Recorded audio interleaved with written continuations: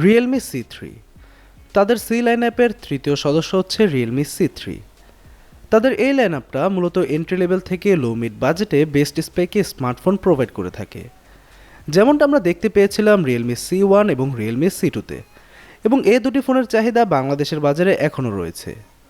আগের সেই Realme C1 বা C2 সেগুলো থেকে বাজেট হিসেবে Realme C3 এর স্পেক বেশ ভালোই আপগ্রেড করা হয়েছে। তাই পুরো ভিডিওতে বলার চেষ্টা করব Realme C3 এর খুঁটিনাটি সব কিছু নিয়ে, এবং Realme C3 নিয়ে পুরো ভিডিওতে কথা বলতে থাকছে আমি নোমান ফ্রম টেকটিউবার।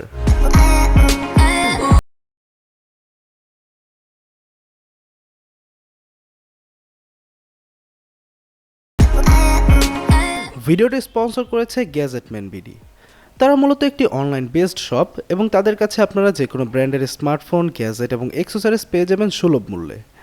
তাদের ফেসবুক পেজ এবং গ্রুপ লিঙ্ক থাকলো ভিডিও ডিসক্রিপশন বক্সে, তাই ভিজিট করতে পারেন তাদের ফেসবুক পেজ এবং আপনার কাঙ্ক্ষিত পণ্যটি তাদের কাছ থেকে নির্দ্বিধায় কিনতেও পারেন। তাই যে কোনো প্রয়োজনে যোগাযোগ করতে পারেন তাদের সাথে, এবং তাদের সকল ইনফরমেশন রইল ভিডিও ডিসক্রিপশন বক্সে। Realme C3-তে প্রথমেই যে চেঞ্জেস লক্ষ্য করতে পারবেন তা হচ্ছে ডিজাইনে। Realme C3 এর ডিজাইনটা পুরোই Realme 5i এর মতো, এবং আগের ডিজাইনগুলো থেকে এই ডিজাইনটা দেখতে বেশি ভালো লাগে। Realme C1 এবং C2-তে ক্যামেরা সেটআপ করা হয়েছিল হরিজন্টাল পজিশনে, কিন্তু Realme C3-তে ক্যামেরা সেটআপ করা হয়েছে ভার্টিক্যাল পজিশনে, যা আগের থেকে দেখতে ফার বেটার। তবে ক্যামেরা বামটা বড় দেখে মনে হয় এতে ট্রিপল ক্যামেরা ইনস্টল করা হয়েছে, কিন্তু এতে সেই আগের মতোই ডুয়েল ক্যামেরা সেটআপ দেওয়া হয়েছে। কারণ তাদের এই লাইনআপটি হাই কোনো ইউজারকে ফোকাস করে বানানো হয়নি। তাদের এই লাইনআপের ডিভাইসগুলো মূলত টাইট বাজেটের ইউজারদের জন্য, এবং কস্ট কমাতে তারা এতে কোনো ফিঙ্গারপ্রিন্ট সেন্সরও দেয়নি। তবে আই থিঙ্ক এবার তাদের এখানে ফিঙ্গারপ্রিন্ট সেন্সরটা দেওয়া উচিত ছিল। এনিওয়েজ, ডিভাইসটির ফ্রন্টে পাবেন 6.5 ইঞ্চের একটি আইপিএস প্যানেল উইথ ডিউড্রপ নচ। নচের ভিতরে পাবেন ক্যামেরা, এবং একটু উপরে রয়েছে ইয়ারপিস। রাইট সাইডে পাবেন পাওয়ার বাটন, এবং লেফট সাইডে পাবেন ভলিউম আপ এবং ডাউন বাটন ও সিম এবং মাইক্রো এসডি কার্ড স্লট। সিম স্লটের সাথে পেয়ে যাবেন একটি ডেডিকেটেড এসডি কার্ড স্লট, যার ফলে দুইটি সিম এবং একটি মেমোরি একসাথে ব্যবহার করতে পারবেন। নিচের দিকে রয়েছে 3.5mm headphone Jack, micro USB, primary microphone এবং লাউড স্পিকার। ডিভাইসটি দেখতে তেমন চিপ বিল্ডের কোনো ডিভাইস মনে হয় না, তবেও একটি প্রোটেক্টিভ কেস ব্যবহার করার পরামর্শ রইল, এবং পার্সোনালি আমার কাছে রিয়ারের টেক্সচারটা দেখতে বেশি ভালো লাগে।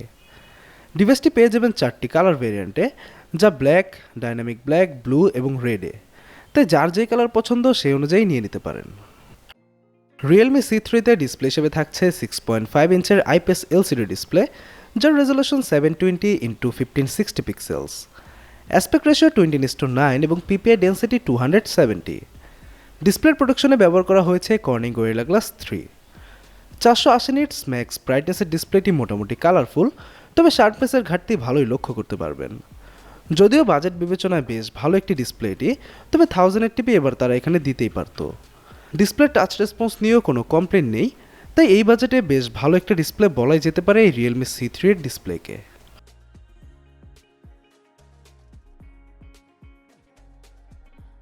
Realme C3-তে হার্ডওয়্যার হিসেবে থাকছে MediaTek Helio G70 চিপসেট। এটি একটি 12 ন্যানোমিটারে আর্কিটেক্ট করা অক্টাকোর প্রসেসর, যার max CPU clock speed 2.0 GHz। GPU হিসেবে থাকছে মালি G52 জিপিইউ, 2GB, 3GB এবং 4GB র্যাম, এবং 32GB ও 64GB স্টোরেজের অপশন পেয়ে যাবেন Realme C3-তে। Helio G70 বেশ ভালো একটি চিপ, যা ইতিমধ্যেই আমরা অনেক ডিভাইসে দেখেছি, এবং এর পারফরমেন্স সম্পর্কে মোটামুটি সবারই ধারণা রয়েছে। পাবজি হাই গ্রাফিক্সে রান করতে পারবেন এতে, তবে মিডিয়াম গ্রাফিক্সে একদম স্মুথলি খেলতে পারবেন।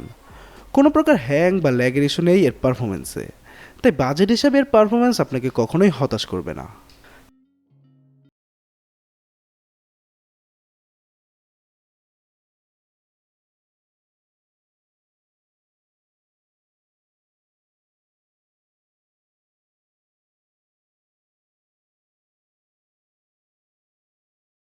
C3-তে থাকছে রিয়েলমির new UI 1.0 based on Android 10। এর আগে Realme C1 বা C2 কালারওয়েজে রান করলেও C3-তে দেওয়া হয়েছে Realme ইউআই। এই ইউআই দেখতে অনেকটা কালারওয়েজের মতোই, তবে আইকনগুলোতে চেঞ্জেস দেখতে পারবেন। ইউআইটি বেশ ফ্লুয়েন্ট এবং বাগ ফ্রি, কোনো প্রকার হ্যাং বা ল্যাগের ইস্যু ফেস করেনি ইউআইতে। Realme C3-তে পেয়ে যাবেন software based face unlock security system, যেটি টোটালি আনসিকিউর্ড, তাই সেটি ব্যবহার না করারই পরামর্শ রইল। Realme C3-তে ইনস্টল করা হয়েছে 5000 mAh এর লিথিয়াম পলিমার ব্যাটারি, এবং এই phone 10 watt charging supported device এবং বক্সে প্রোভাইড করা চার্জারটিও 10 ওয়াটের। এবং এই চার্জার দিয়ে Realme C3 ফুল চার্জ হতে সময় নেয় 2 ঘন্টা 30 মিনিটেরও বেশি, যা বেশ লম্বা একটা সময় এবং কিছুটা বিরক্তিকর। তবে এর ব্যাকআপ নিয়ে কোনো সমস্যাই নেই, 2 দিন একেবারে অনায়াসে কাটিয়ে দিতে পারবেন নর্মাল ইউজে। আর হেভি ইউজে 9 থেকে 10 ঘন্টার মতো ব্যাকআপ পাবেন, তাই চার্জিং টাইমটা মেনে নিতে পারলেই ব্যাটারি নিয়ে কোনো সমস্যাই নেই Realme C3-তে। এখন আসি ক্যামেরা সেকশনে। Realme C3-র রিয়ারে পাবেন ডুয়াল ক্যামেরা সেটআপ, যার প্রাইমারি শুটারটি 12 মেগাপিক্সেলের এবং এর aperture f1.8 with face detection auto focus. সেকেন্ডারিটি 2 মেগাপিক্সেলের ডেপথ সেন্সিং সেন্সর। ডে লাইটে এর ছবি বেশ ব্রাইট, তবে শার্পনেস এবং ডিটেলসের বেশ ভালোই ঘাটতি লক্ষ্য করতে পারবেন। তবে কালার অ্যাকুরেসি মোটামুটি ঠিকঠাক এবং ওভারলাইট কন্ডিশনেও লাইট ব্যালেন্সে তেমন প্রবলেম ছিল না। পোর্ট্রেট মোডের অবস্থা বেশ বাজে, পোর্ট্রেট অ্যাকুরেট না এবং শার্পনেসও কম পোর্ট্রেট ছবিতে। লো লাইটে ভালো আলোতে মোটামুটি ভালোই ছবি পাবেন, তবে একটু কম আলোতে নয়েজ ভালোই দেখতে পারবেন এবং সাথে শাটার ল্যাগের দেখাও পাবেন। ফ্রন্টে পাবেন 5 মেগাপিক্সেলের ক্যামেরা, যার অ্যাপারচার f2.4। ফ্রন্ট ক্যামেরাটি বাজেট হিসাবে মোটামুটি ভালোই লেগেছে আমার কাছে। শার্পনেস ভালোই পাবেন, তবে ডিটেলস কিছুটা কম। তবে সফটওয়্যার বেস ফ্রন্ট পোর্ট্রেটটি তেমন ভালো লাগেনি আমার কাছে। তবে বাজেট বিবেচনায়